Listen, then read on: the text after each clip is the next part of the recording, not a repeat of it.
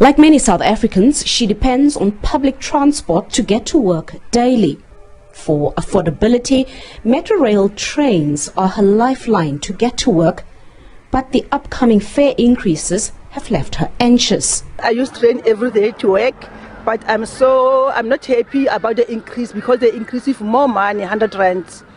With train commuters left worried about the steep increases, GIWUSA says the increase is an economic assault on the poor and working class. In a time when more than ever before, we must be promoting access to public transport to reduce the traffic on the roads, to lower the cost of transportation, but also to combat the impacts of transport on greenhouse emission and climate change. And I think this we can accept.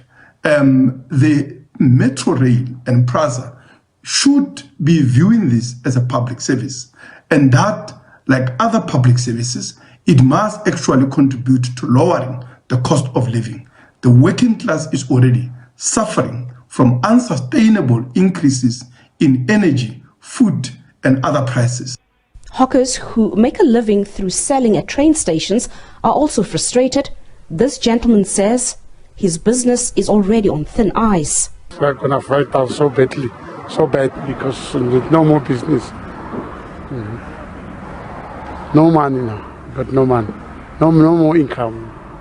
COSATU called for increases that are in line with inflation. It is very obvious that the poor and the working class are actually buckling under the rising cost of living.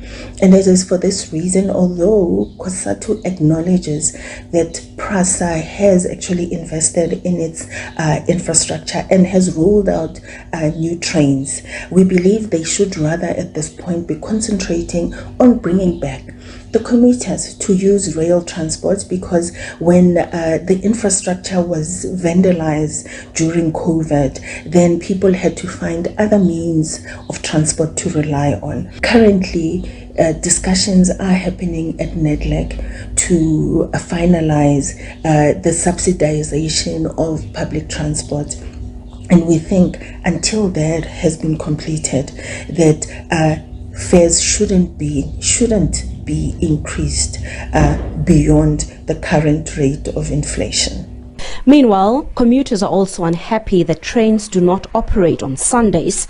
Other hawkers say it's unfair to pay high train fares when they have to risk their lives early morning to walk far to access this particular station that's left vandalized and not working since the COVID-19 lockdown. Patricia Fasache, SABC News in Pretoria.